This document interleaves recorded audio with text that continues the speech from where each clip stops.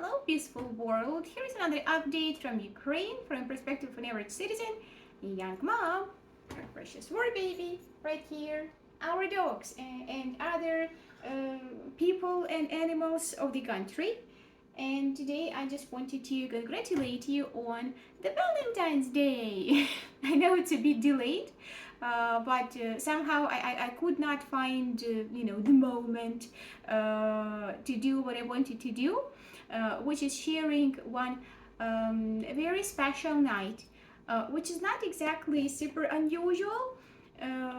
We often have such nights, but this one just combined all the wonderful components of a perfect storm, perfect disaster. I remember I loved that movie with George Clooney about the sea fisherman, so the perfect storm is what we had one particular night. And it was so full of events that I noted it down and I took the time to write this story, which I will now read out to you and then make a conclusion. I did not have the time to write the conclusion, so it's probably gonna be,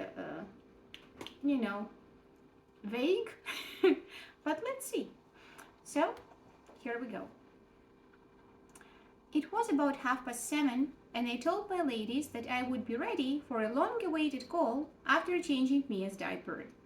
The idea to have a call when 3 out of 4 participants have babies under 1 year old raised many doubts in me.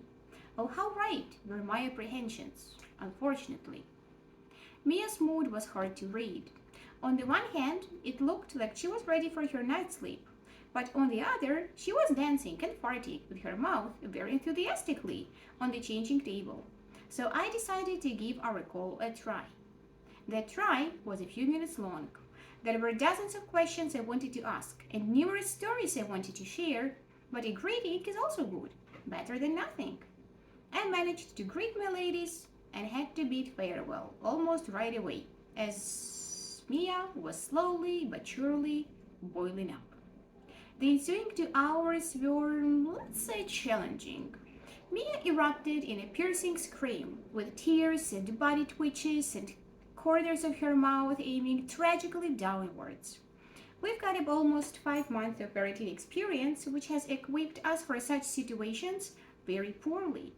We started running in circles, trying to find the key to this beloved crime puzzle, hoping to do it until somebody called the police. She was given all the breasts I have, restrained in a jacket, put in a stroller, offered all shapes and colors of pacifiers. I sang to her, I danced with her, I put some music on, I prayed to the old gods and the new, I pleaded with the devil. All of these actions were repeated a few times in between diaper changes. As a last resort, we gave her some paracetamol, assuming that the cause of our problem might have been teething. But I guiltily think it was done unnecessarily. It was a decision made in a very helpless hour. Sweet boo. Do you think mommy will be able to finish the story? Or not? Let's see. Eventually, Mia fell asleep on my boob. No, we didn't find the magic pill. She was just knocked out by exhaustion. Unfortunately, exhaustion alone was not enough to knock us out to sleep. We have 3 more kids, the fluffy ones, each of whom was going to throw his own crisis that night, was going through his own crisis that night. Charlie. Charlie usually, even always, sleeps in his armchair. The armchair was bought specially for him in order to make some room in our bed when I was pregnant. Before that, he had spent more than 10 years sleeping with us, and boy, is it far from comfort. He likes lying on my pillow or legs, and I am not to touch even a single hair on his sensitive body, not even with my breath. If you do touch him in his sleep, he will crawl, may bite you a bit punitively, and for sure will start walking around the bed, digging sheets, rolling and sighing for at least 10 minutes. You do not want to mess with Charlie and his sleep. That day the armchair was wet after dry cleaning, and he was not happy about it. The second option after the chair is our bed. Charlie doesn't care for the dog beds thrown around the flat. It's beneath him. He climbed the bed and faced a lot of disappointment. The pillow area was occupied by me and Mia. Molly was sleeping next to my right side, protectively as usual. He was not welcome there. So he started wandering between Jman and me, digging here and there, whining very unhappily. Charlie was not the only one whining very unhappily. Jman was about to lose it too. His ass hanging off the bed because Charlie was pushing him out, he kept exclaiming, "God, I just want to sleep. Is it too much to ask? Is it?" I saw that the situation was hopeless. Somebody had to go. It had to be Jman. Don't get me wrong, I do not love Charlie more than Jman. Those men would debate it. It's just Charlie's way or no way. Without the armchair, the only place where he could find some peace and let us sleep was Jman's pillow. It was a necessary sacrifice. I told Jman that he should go sleep to the other room to get some rest. He resisted at first, wanting to share this night of misery with me, but eventually, I assume very gladly, retreated to the room with no pets and babies, the best room. As soon as Jman left, Charlie fell asleep happily on his pillow, and I did not hear of him at all anymore. One more problem solved. At this time, I was sitting holding Mia, and my lower back started hurting pretty bad. I looked at my precious girl, got teary-eyed because of how beautiful she is yet again, and very gently put her next to me in order to lay down and give my back a break. A break is what I got, like 15 seconds long break. Mia? Is it critical or not yet? Honey poo. We have like 50 more percent to go. Just 50 more percent. Do you remember that night? Wasn't it fabulous? Nobody knows. Mia was not in the mood for separation and wanted to be held all night long. I was able to bear the backache for an hour. Then I tried to put her next to me. She started crying. I picked her back up and continued sleeping in a sitting position holding her. I made the effort to put her next to me every hour that night, to no avail. Honeyful, let's go. Come to mama. Come to mama. You're holding your toy. You are holding your toy, my precious. Let's come here. Let's read with mama. Okay. You will distract people from the store. You're so cute. You're so very, very cute. Isn't she? Isn't she like the prettiest baby? Yes, she is. I'm very lucky to have her. What was happening in the background? It was Meow Meow's showtime. Meow is a very timid cat. When we have guests, she always hides and sleeps somewhere away from people's eyes. She spent the day sleeping while hiding from the cleaners, which meant she had plenty of energy for the night. She was running, she was scratching wood, she was playing with shades, she was fighting ghosts. The moment she got quiet, I got even more tense, wondering what she was up to this time. "Oh, Meow, you're so funny," thought I, sitting in my half-sleep state, reminiscing about the day I got here and why I did it. We had a cat named Potts, who was about 3 years old at the time, and he was simply perfect. Not a troublemaker, very loving, extremely beautiful. So perfect that it became a bit boring, and I decided to get a kitten who would mix things up a notch. That kitten was Meow Meow, and she lived up to my expectations big time. She's never stopped mixing things up.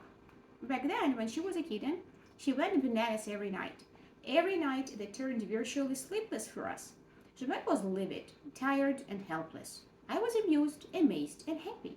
I would pretend to be scolding her, but in reality, I loved how crazy she was, and I still do. Call me mad, but I can admire animals' feats any time of the day or night. That night with Mia wasn't an exception. I was tired, sleepy, and in pain, but also happy to hear the commotion caused by Meow. Happy to see how lively she still can be in her respectful age.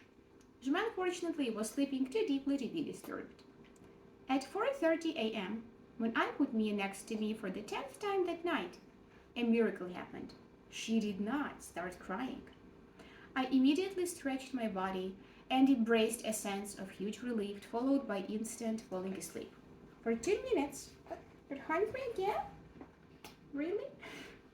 For 2 minutes, I was woken by Shman screaming, "Fuck!" and started looking around, trying to understand what was happening. Everything seemed fine except for Molly. She was sucking on her abscess. It was her turn to cry for attention that night. I told her not to do it and had to repeat it a few times until she fell back asleep. Jman did not shout out anything. Apparently, my brain heard Molly doing a forbidden thing and quickly came up with a very realistic emotional dream to wake me up. Well played, brain. Well played. Mia was still sleeping next to me, and I was about to try to sleep too when Meow got an idea of the night. She wanted to get onto Jman's shelf in the wardrobe, which she opened. She was looking at the shelf above her longingly, meowing at the top of her lungs, not daring to jump up. It would have been funny had it not been so late and had I not been so tired. The shelf was like 20 centimeters above her, a distance easily overcome by any cat, maybe even three-legged cat or blind cat.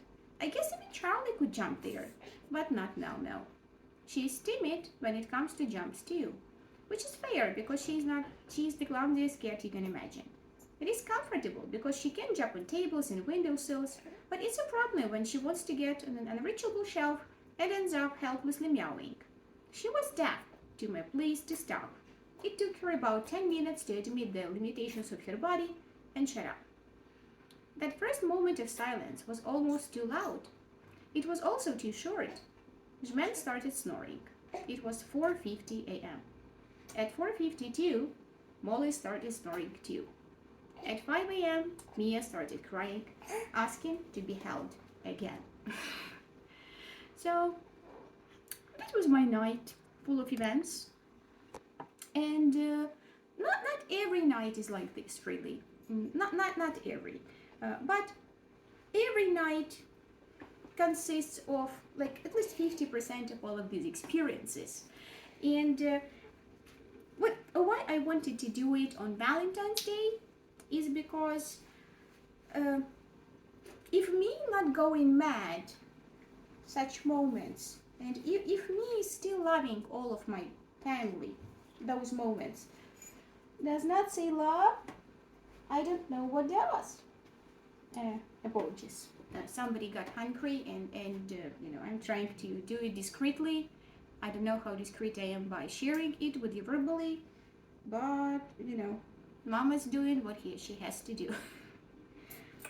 So yeah, and I don't know whether it's because of the war and because I'm so afraid that I don't know, my husband can be taken to the army, or that we can get injured or die or whatever, but such nights are very happy nights for me because they are full of life. Everybody's living through his own episode of I don't know, desires, wishes, dissatisfactions, hungers, and whatever. And I am just very, very happy and grateful to have a chance to observe it all, or take part in it all, or even suffer from it a bit, if you know what I mean. I love my family very much. I love all of them. Every fluffy ass, my amazing husband, my perfect baby, and such nights.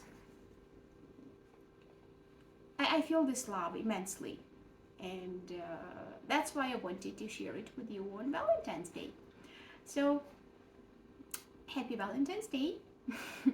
May your lives be filled with love and crazy people and animals that make you happy, and may it all not be overshadowed by some wars or other unfair circumstances totally out of your control. And yeah, may our lives be full of love, love for each other. and I love you guys too. Thank you all for your love, for your care, for your support through all of this time. I hope you have many more days and nights like this with you, with my family. Hopefully someday in peace. I'll talk to you again soon. Bye.